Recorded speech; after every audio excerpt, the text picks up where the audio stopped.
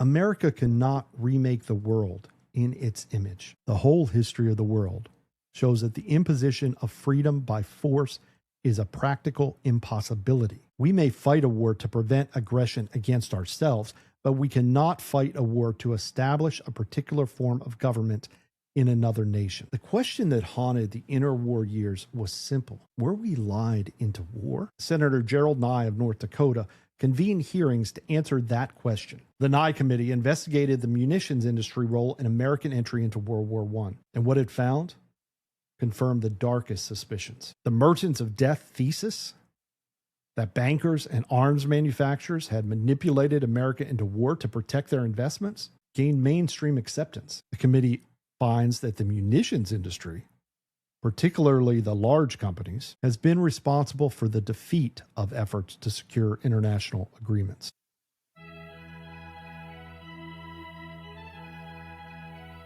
Welcome to the Consequential Actions podcast, where we aim to learn how history impacts current events and affects our lives today through the lens of politics, the economy, technology, and business trends. I may be an AI, but your host, well, he is not artificial in any way. Here is Jeff Kellick.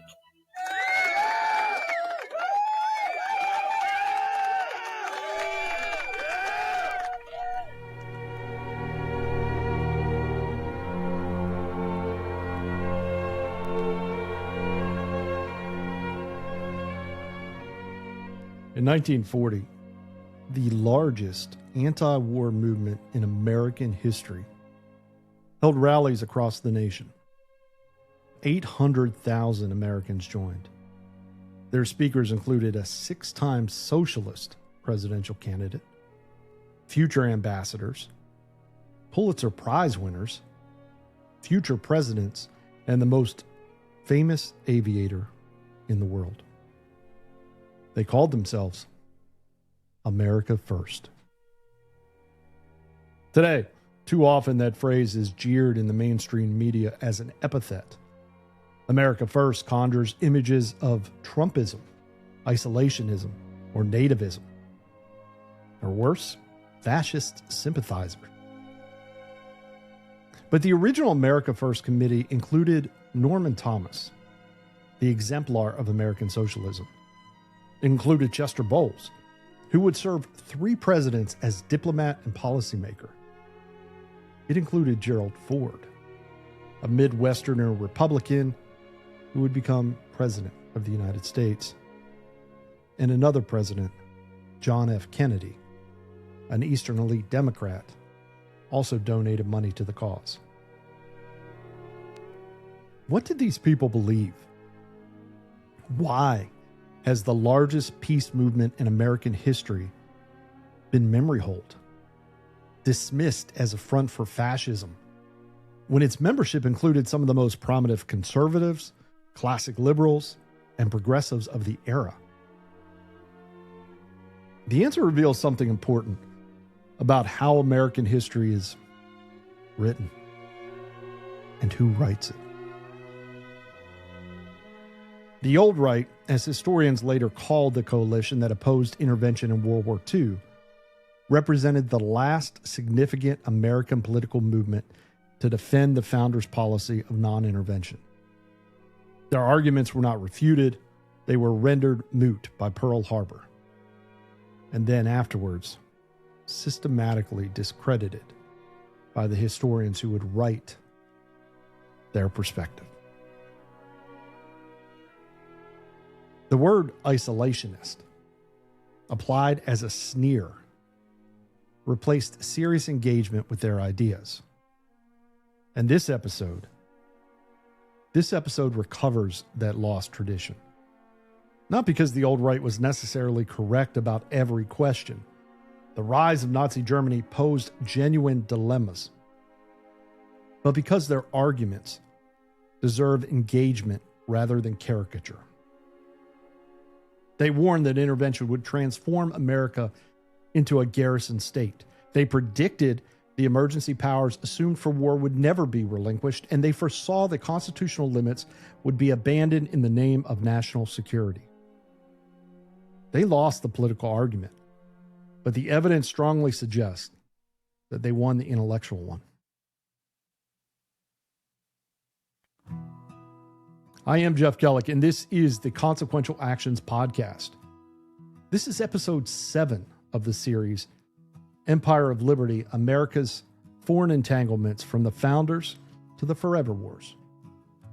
Today, America First, the Old Right and the Fight Against Intervention. This episode corresponds to Article 7 of our written series published last Sunday on our Substack page. Today, we examine a tradition that has been largely erased from American historical memory: the principled, intellectually serious opposition to intervention that flourished between the world wars.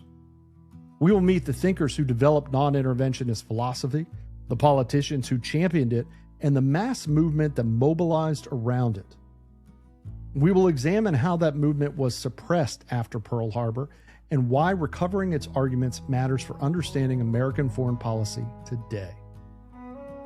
As always, this podcast expands on themes from the article, provides additional primary sources, and addresses the human dimensions that the written format cannot fully explore.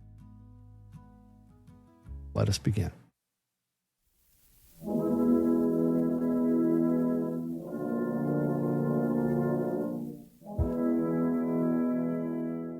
Warren Harding's 1920 campaign promised Americans a return to normalcy. And they knew exactly what he meant. They wanted their pre-war republic back. The disillusionment with World War I was comprehensive and bipartisan. The war to make the world safe for democracy had ended with the Treaty of Versailles, a punitive settlement that even its architects knew was planting seeds for another conflict. John Maynard Keynes resigned from the British delegation and wrote The Economic Consequences of the Peace, predicting that the treaty would produce economic catastrophe and political extremism across Europe. He was right.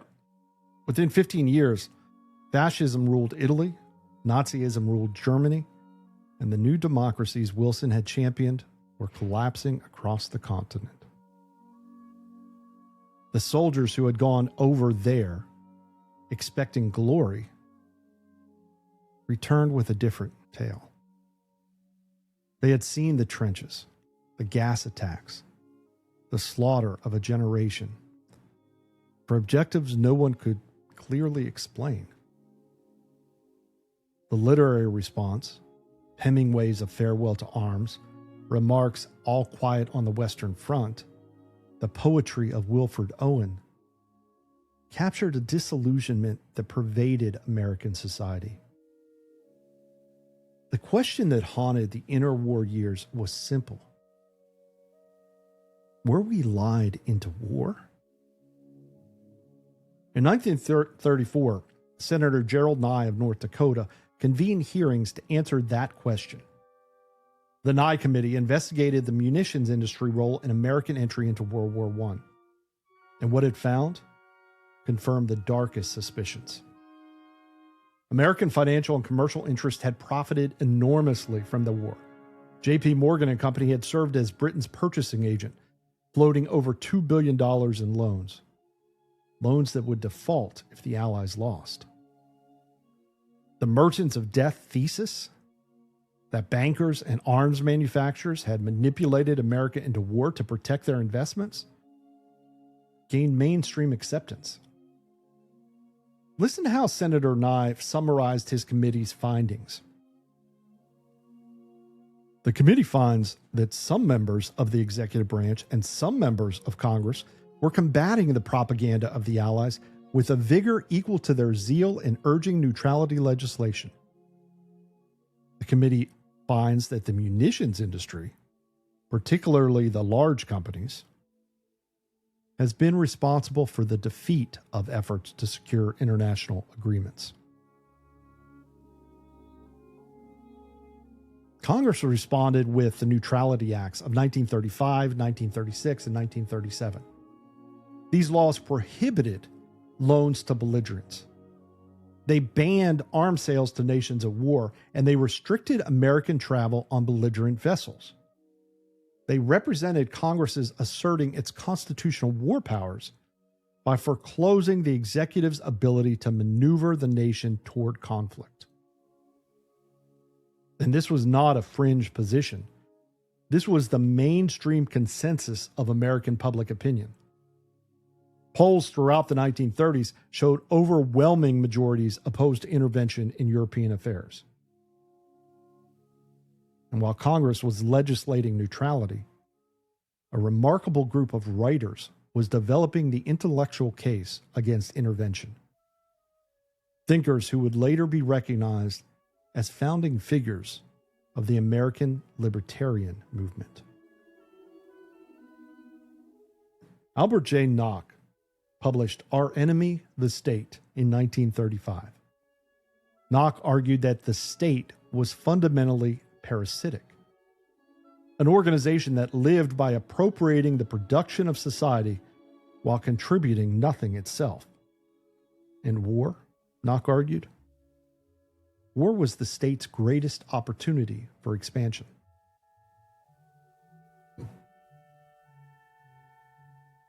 The state's criminality is nothing new and nothing to be wondered at. It began when the first predatory group of men clustered together and formed the state. And it will continue as long as the state exists in the world, because the state is fundamentally an antisocial institution, fundamentally criminal. This was not anarchism in the bomb-throwing sense. Nock was making a classical liberal argument that concentrated power tends toward abuse, that emergency justifies expansion, and that war is the ultimate emergency. Garet Garrett, a former editor at the Saturday Evening Post, wrote, "The revolution was," in 1938. His argument was startling. The New Deal had already accomplished a revolution in American government, while Americans were distracted by economic crisis. The Constitution had been gutted. The federal government had assumed powers its founders would never have recognized. There are those who still think they are holding the pass against a revolution that may be coming up the road, but they are gazing in the wrong direction. The revolution is behind them. It went by in the night of depression, singing songs to freedom. Garrett warned that war would complete what economic emergency had begun. The powers assumed during the Depression would be dwarfed by the powers assumed during war, and unlike Depression powers, war powers would be permanent. For examples of Garrett's thinking, you're welcome to explore both the General Welfare and New Leviathan series we ran on this podcast in 2025. John T. Flynn's As We Go Marching, published in 1944, examined Italian and German fascism and found troubling parallels emerging in wartime America. Flynn did not argue that Roosevelt was Hitler. He argued something more subtle, that the structures of fascism, militarism, economic nationalism, state control of industry, the merger of government and corporate power, could be created by any nation that embraced permanent war. Fascism will come at the hands of perfectly authentic Americans who have been working to commit this country to a policy of militarism and imperialism with the full consent and approval of the citizens. Think about that quote from 1944 in light of what we now know just in the last 25 years, in light of everything that we have explored in this podcast. These writers shared a core insight that connected them to Madison, to Washington, to the anti-imperialists of 1898. War and domestic statism are connected. The emergency of powers assumed for foreign conflict become precedents for domestic control. Their surveillance justified by external enemies extends to internal dissent. The economic planning for war becomes the model for peacetime management. A nation that chooses empire abroad will find tyranny at home. I warned against entangling alliances. They did not listen. Now you can trace exactly how it happened. The Consequential Actions podcast is on YouTube. Subscribe and follow each series from the very beginning. Principled debate requires participation. Like the episodes. Leave a comment. Join the discussion. Every series is organized as a playlist, from general welfare to the new Leviathan to Empire of Liberty. Begin at the beginning.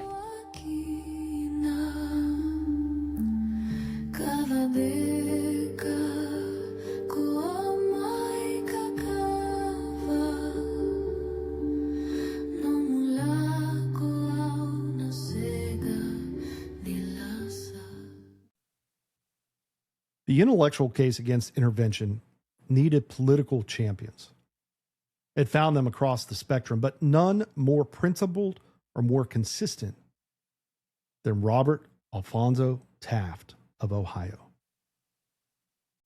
Taft was the son of a president, William Howard Taft, and would become the leading conservative of his generation. Elected to the Senate in 1938, he served until his death in 1953. Earning the title Mr. Republican as the intellectual leader of the party's conservative wing. He was not a charismatic figure. Contemporaries described him as cold, aloof, excessively cerebral. He lacked the common touch that wins elections. 3 times he sought the Republican presidential nomination in 1940, 1948, and 1952, and 3 times he lost to candidates who represented the party's Eastern Internationalist wing. His opponents argued that his foreign policy made him unelectable. They were probably right, but Taft refused to abandon his convictions in order to win in office. Listen to how Taft articulated his philosophy. The principal purpose of the foreign policy of the United States is to maintain the liberty of our people. War, undertaken even for justifiable purposes, such as to punish aggression in Europe, might be the very means of bringing to an end in America the very institutions and principles that we seek to preserve. This was not naivete about Hitler. This was a constitutional conservative's assessment of what war would mean for the American Republic. Taft's opposition rested on several interlocking arguments. First, constitutional conservatism. The power to declare war belongs in Congress, not the president. Executive war making, even through supposedly defensive measures that inch toward conflict, violate the constitutional scheme. The founders had deliberately made war difficult to enter because they understood its costs. Second, fiscal conservatism. War spending undermines sound public finance. The debts incurred burden future generations. The spending patterns established become permanent expectations. You don't see the defense budget go down. You only see it increase to the point now that it's a $1.5 trillion annual budget in supposed peacetime. Third, limited government. War expands state power, and that expansion is rarely reversed. The bureaucracies created survive. The emergency becomes normal. Again, reflect back to our new Leviathan series for example after example after example of this. And fourth, skepticism of altruistic crusades. America cannot remake the world in its image. The whole history of the world shows that the imposition of freedom by force is a practical impossibility. We may fight a war to prevent aggression against ourselves, but we cannot fight a war to establish a particular form of government in another nation. Wow. Taft knew even then what a fool's errand nation building was. What distinguished Taft was his consistency. He opposed Lend-Lease in 1941, this act that authorized the U.S. president to transfer defense materials, including ships, planes, and weapons, to any nation deemed vital to U.S. defense. He opposed it, warning that it gave the president power to carry on a kind of undeclared war all over the world. It's known today as proxy wars. He opposed the peacetime draft in 1940, the first in American history, as a step towards militarism. But when Pearl Harbor was attacked, Taft voted for the declaration of war. The attack made intervention necessary, not desirable, but necessary. His opposition had always been to preventive war, to intervention before American interests were directly threatened. Still, Taft remained consistent in his intellectual application toward policy. After the war, Taft opposed the Nuremberg trials as ex post facto justice, trying defendants for crimes that had not been defined as crimes when committed. However monstrous their conduct, this violated principles of justice that America was supposed to represent. He opposed NATO in 1949 as precisely the entangling alliance Washington had warned against, a commitment to go to war automatically if any of a dozen European nations were attacked. I do not think this as a policy which will lead to peace. I think it is a policy which may easily lead to war.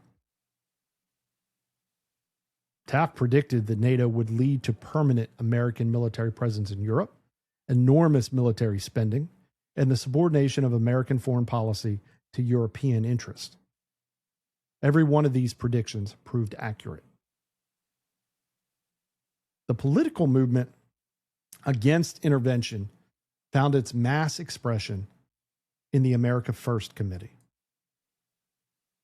Founded in September 1940 at Yale Law School, the committee grew with astonishing speed. Within a year, it had 800,000 members organized into 450 chapters. Its rallies drew tens of thousands. Its leaders included General Robert E. Wood, chairman of Sears Roebuck, business leaders, academics, and politicians from both parties. This was not a fringe movement. This was the American mainstream. And the committee's arguments were straightforward. There was no invasion threat. The Atlantic and Pacific provided protection the European nations lacked. Germany had no navy capable of transporting an invasion force. The nightmare of Nazi troops in American streets was fantasy, not analysis. Britain was fighting for its empire, not for democracy. Churchill had declared he would not preside over the liquidation of the British Empire. Why should American boys die for colonial ambition? America should build an impregnable defense rather than project power abroad. Hemispheric defense was achievable. Global policing was not.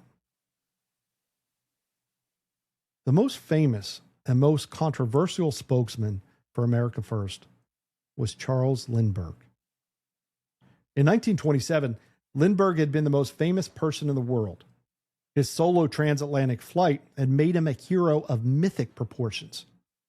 When Lindbergh spoke, Americans listened. As the leading America First spokesman, Lindbergh addressed massive rallies warning against intervention. He argued that American entry would prolong the war, destroy European civilization, and transform America into a militarized state. Then came Des Moines. On September 11, 1941, Lindbergh addressed an American First rally in Des Moines, Iowa. In that speech, he identified three groups he said were pressing for American intervention. The three most important groups who have been pressing this country toward war are the British, the Jewish, and the Roosevelt administration. The reaction was immediate and ferocious. Lindbergh was denounced as an anti-Semite. The America First Committee was tarred by association. The speech became the most damaging moment in the movement's history. The historical question, which we must address honestly, is whether Lindbergh's factual claims were accurate, even if his formulation was politically catastrophic. The British government was conducting propaganda operations in America. This is now documented fact. Revealed fully only decades later, British intelligence services were working to influence American opinion and discredit the America First Committee. Many prominent Jewish Americans supported intervention against Nazi Germany. Given what Hitler was doing to European Jews, this was entirely understandable. Indeed, it would have been remarkable had they not. Lindbergh's phrasing was offensive, but his observation that Jewish Americans tended to support intervention was accurate. And the Roosevelt administration was actually maneuvering toward war while publicly promising peace. We'll examine that in detail in just a bit. But whether it was wise or appropriate to name these groups is a separate question from whether the claims were true. The speech destroyed Lindbergh's reputation and damaged the America First movement. But the condemnation was largely political rather than substantial. His opponents did not refute his claims, so much as they made him declare them unspeakable.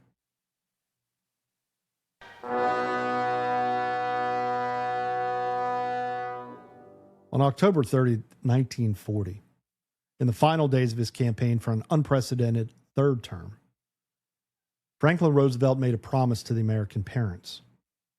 Speaking in Boston, he declared, "I have said this before, but I shall say it again and again and again. Your boys are not going to be sent into any foreign wars." The promise was popular because intervention was unpopular. Every poll showed that Americans opposed entry into the European war by substantial margins. Roosevelt needed their votes. He told them what they wanted to hear. Now, the promise contained, for Roosevelt, a slight mental reservation, though he did not share this with his audience. Roosevelt considered any war resulting from an attack on America to not be foreign, but defensive. Since he believed, indeed since his policies were making it increasingly certain that Japan would attack, the promise was technically true, even though it was completely false in spirit. While promising peace, Roosevelt was taking a series of actions that made war increasingly likely. In September 1940, Roosevelt announced the Destroyers for Bases deal, transferring 50 American destroyers to Britain in exchange for leases on British bases in the Western Hemisphere. The deal was completed without congressional approval, through executive agreement. This established the precedent for presidential war making that has been abused ever since. In March 1941, Congress passed the Lend-Lease Act, which Roosevelt called the most unsword act in history. The act authorized the president to transfer military equipment to any nation whose defense he deemed vital to American security. Now listen to how Taft characterized it. The bill gives the president power to carry on a kind of undeclared war all over the world. Even the power which Congress now possesses to refuse appropriations may be destroyed. The bill transfers to the president power to wage undeclared war.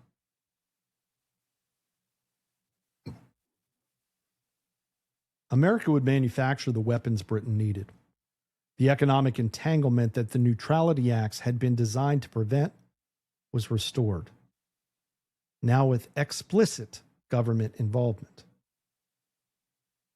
And then in August 1941, Roosevelt met Churchill at Placentia Bay, Newfoundland, and issued the Atlantic Charter, a joint statement of war aims that committed America to positions it could achieve only through military victory. The United States was not yet at war, but its president was issuing war aims. In September 1941, after an incident between an American destroyer and a German submarine, Roosevelt issued orders for American naval vessels to shoot on sight any German submarines in waters America had unilaterally declared neutral. Unilaterally declared neutral.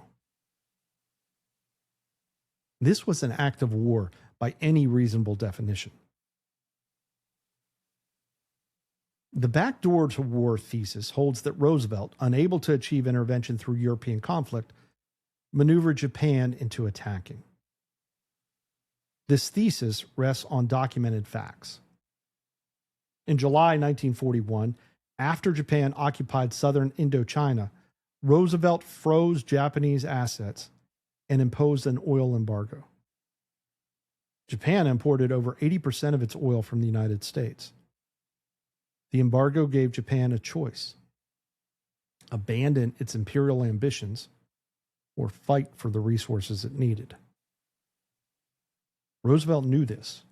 His own military advisors told him that embargo meant war. Admiral Harold Stark, chief of naval operations, wrote that an embargo would possibly involve us in an early war in the Pacific. Japan's military leadership concluded that war with America was inevitable unless the embargo was lifted, and that the embargo would not be lifted unless Japan abandoned its position in China. They chose war. Did Roosevelt know Pearl Harbor specifically was coming? The evidence is inconclusive and fiercely contested, but what is clear is that Roosevelt expected war with Japan, that his policies had made war inevitable, that he was not surprised when it came. At minimum, Roosevelt wanted war, took actions that made war certain, and publicly promised peace while privately pursuing conflict. Whether this was wise statesmanship or unconstitutional manipulation depends entirely on your assessment of whether intervention was necessary.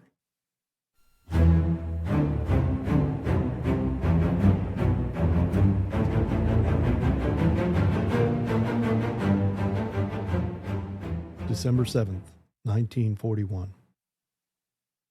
The Japanese attack on Pearl Harbor killed 2,403 Americans and destroyed or damaged much of the Pacific Fleet. The America First Committee dissolved within 4 days. There was no longer any debate to be had. The statement of dissolution read, "The period of debate is over. The America First Committee urges all those who have followed its lead to give their full support to the war effort of the nation." The non-interventionists did not become fifth columnists. Taft voted for the declaration of war. Lindbergh, despite being denied a military commission by the administration that had vilified him, flew combat missions in the Pacific as a civilian technical representative, shooting down at least one Japanese aircraft. They had opposed entering the war. Once the war was entered, they supported winning it. But Pearl Harbor answered a question that was not quite the question. Not quite the question the old right had been asking. Pearl Harbor proved that Japan was willing to attack American territory. It did not prove that intervention in Europe was necessary or wise. Germany declared war on America on December 11th, one of history's great strategic blunders. But this was Hitler's choice. not an inevitable consequence of Pearl Harbor. The argument that America had to fight them there or fight them here remained unproven. Germany had no capacity to invade the Western Hemisphere. Pearl Harbor ended the political debate. It did not settle the intellectual argument. But winning a war creates its own narrative. The victors write history, and the interventionists had won. In the decades after the war, the old right was systematically discredited. America First was reframed as a fascist front, despite its membership including prominent conservatives, leftists, and liberals. Lindbergh became a permanent villain, his aviation heroism erased by the Des Moines speech. Taft was portrayed as a naive isolationist who had failed to understand the Nazi threat. Isolationist label itself became a weapon. The old right had not opposed all foreign entanglement. They had supported trade, diplomacy, and hemispheric defense. But isolationists suggested an ostrich with its head in the sand, refusing to see obvious danger. The caricature replaced the argument. Court historians wrote the interventionist perspective into consensus. The story of America's road to World War II became a morality tale. Wise leaders like Roosevelt understood the Nazi threat and worked to prepare America. Naive isolationists did not understand that evil must be confronted. The narrative required suppressing what the old right actually argued, why they argued it, and which of their predictions came true. Let us examine those predictions. The old right warned that war would permanently expand government, that bureaucracies created for war would survive into peace, that spending levels established would become baselines. What happened? Federal spending in 1940 was $9.5 billion. In 1948, 3 years after the war ended, it was $29.8 billion. By 1953, it was $76.1 billion. That ratchet never reversed. They warned that civil liberties would be suspended. The surveillance and censorship justified by war would persist. What happened? 120,000 Japanese Americans, 2/3 of them citizens, were interned on the basis of ethnicity alone. The surveillance apparatus created during the war evolved into the Cold War security state. The precedents established during World War II were invoked after September 11th. They warned that America would become a garrison state, that the military would never fully demobilize. What happened? The National Security Act of 1947 created the permanent apparatus that persists today. The Department of Defense, or Department of War, the Central Intelligence Agency, the National Security Council. By the 1950s, America maintained bases in dozens of countries on every continent. They warned that the war economy would become permanent, that the economic planning and government industry coordination would continue. What happened?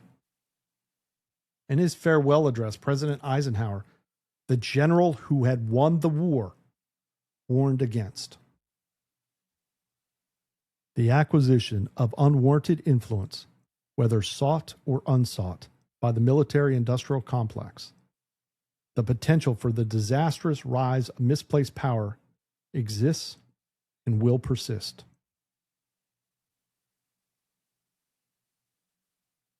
They warned that constitutional limits would be abandoned, that presidents would wage war without congressional declaration. And we know what happened. No American military conflict since World War II, Korea, Vietnam, the Gulf War, Afghanistan, Iraq, has been fought with a congressional declaration of war as the Constitution requires. The congressional war power has become a dead letter. The old right lost the political argument. The evidence strongly suggests they won the intellectual one.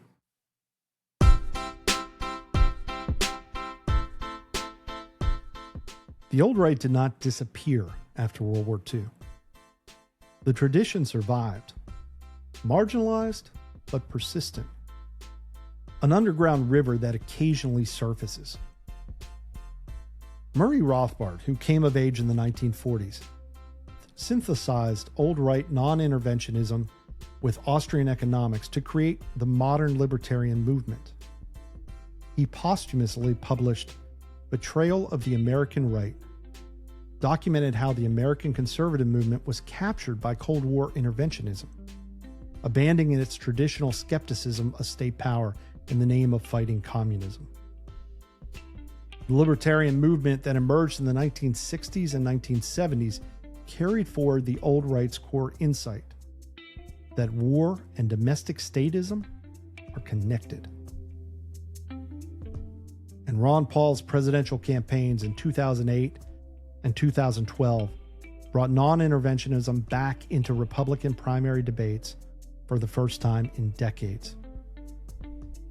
His critique of American foreign policy drew directly on the Taft tradition. Constitutional, fiscal, skeptical crusades focused on the cost to the American Republic. Setting a good example is a far better way to spread the ideals than through force of arms. The lineage is direct. From Washington's farewell address, through Jefferson's peace, commerce, and honest friendship with all nations, to the anti-imperialists of 1898, to the old right, to the libertarian movement today. Non-interventionism is an American tradition. It is not isolationism. It is not pro-enemy sympathy. It is not naivete about threats. It is a principled position rooted in the founders' understanding of what republics require to remain republican. Several lessons emerge from recovering this tradition. The costs of war extend beyond the battlefield to domestic liberty. The old right understood what Madison had written in 1795.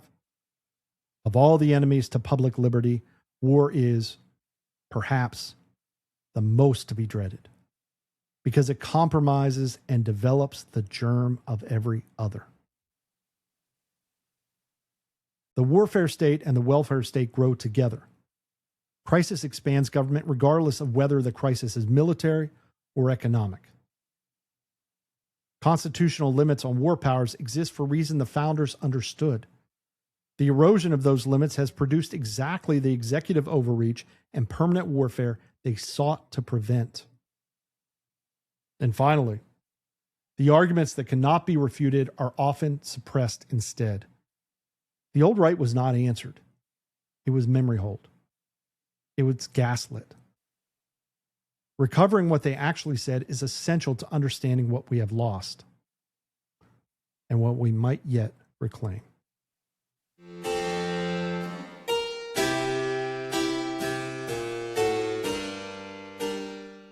Was intervention in World War II necessary? The question remains contested, and perhaps it should. World War II occupies a unique place in American memory. The good war, the necessary war, the war about which no decent person could have doubts. The war destroyed Nazi Germany, an unambiguous evil whose defeat was genuinely good for humanity. The war also enabled Soviet expansion across Eastern Europe. It killed approximately 70 million people. It included the firebombing of cities and the atomic destruction of 2 more.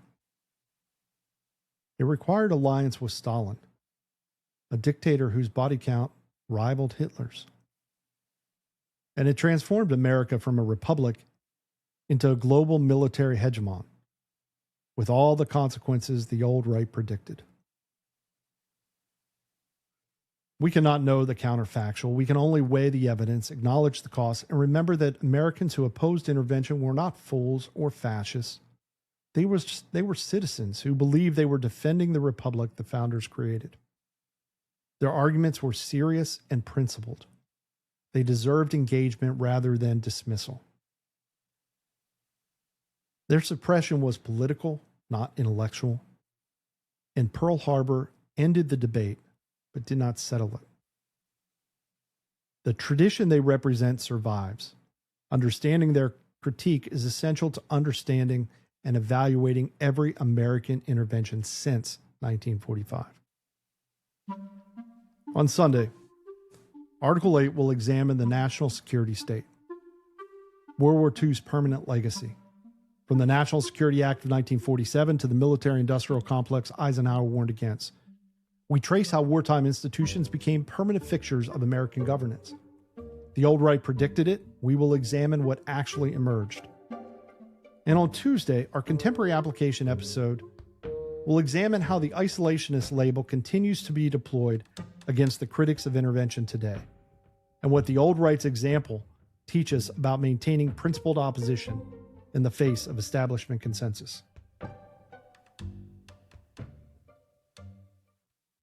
I am Jeff Gellick, and this has been episode 7 of Empire of Liberty, America's Foreign Entanglements from the Founders to the Forever Wars, on the Consequential Actions podcast.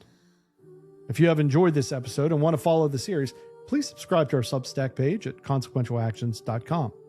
Here you'll find all our written articles, as well as the previous series on General Welfare Clause and the New Leviathan. Also, subscribe to our YouTube channel at Consequential Actions Podcast for video versions of all podcast episodes. And follow me on X at @JKellick for updates, discussions, and announcements. We continue to post articles and welcome your participation. Until next time, have a great day.